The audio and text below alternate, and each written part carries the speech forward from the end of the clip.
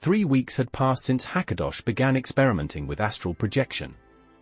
One night, at exactly 4:20 a.m., he lay motionless on his bed, calm and focused. He had decided it was time to try again. Keeping his body still and his eyes open, he entered a deeply relaxed state. After just 5 minutes, his astral body lifted gently out of his physical form and sat up.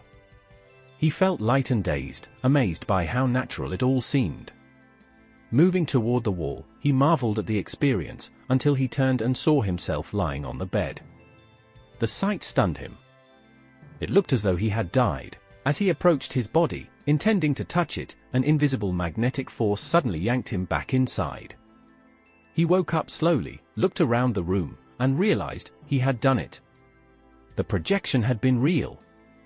The next night, it happened again. His astral body floated free and rolled out onto the floor. This time, he moved with greater control. He walked to the wall and extended his hand. It passed through effortlessly. Though he couldn't feel the texture, he could sense the wall's presence. He moved toward the clock on the wall and saw the time, 4:50 a.m. Curious, he turned to study his physical body, but the moment he got too close, the same magnetic force pulled him back. Awakening in frustration, he leapt to his feet and checked the time again, 4:54 a.m. The consistency confirmed what he had begun to accept: this was real. Astral projection wasn't a fantasy. It was happening. Encouraged by his success, Hakkadosh continued practicing nightly. He learned to navigate his environment in his astral form, or moving through trees, exploring nearby homes, even observing the floating astral bodies of his sleeping neighbors. The sight of others hovering in their invisible form startled him at first, but it deepened his fascination.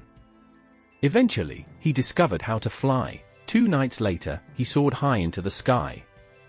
The freedom was intoxicating, until he neared the edge of space. There, an invisible boundary held him in place. No matter how hard he tried, he couldn't return to Earth. Panic gripped him, and he struggled desperately. Just before he lost hope, he snapped back into his body and awoke in terror. Shaken, he vowed never to attempt such a flight again. The risk had become too real. But curiosity always had a way of calling him back. 3 days later, as he lay in bed, his eyes opened suddenly at 1:24 a.m. He reconsidered. Perhaps he would try once more, but this time, he would stay far away from the sky. Soon, his astral body slipped free again. Rising through the roof, he floated above his house before quickly returning to confirm that his physical body remained undisturbed. Then, confident and composed, he flew above the quiet streets. He glanced upward but reminded himself to stay grounded, at least for now.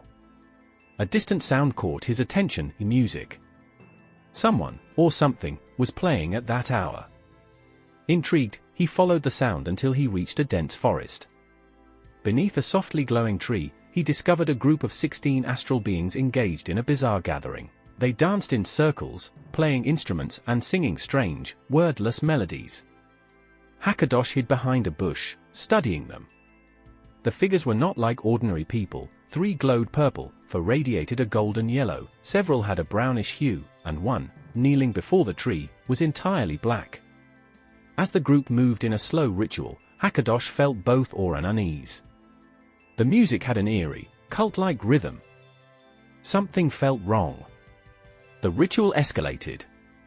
The black figure rose to its feet while the others bowed their heads 7 times. The air grew heavy. Alarmed, Hakkadosh realized he might be witnessing something far more dangerous than a gathering of lost souls. He decided to leave, but the black figure suddenly turned and saw him. Frozen in fear, he ducked behind the bush.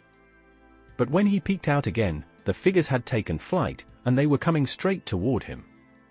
He fled, soaring through the air as fast as he could. Behind him, the beings laughed, throwing fireballs that crackled and rang like clashing metal. Some of the fiery orbs struck him, slowing him down, and pain surged through his form. Still, he pushed forward, desperate to escape. The black figure drew closer, hand outstretched, closing the distance.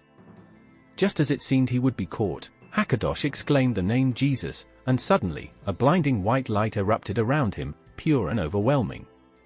Back in the physical world, Hakkadosh awoke in a gasp.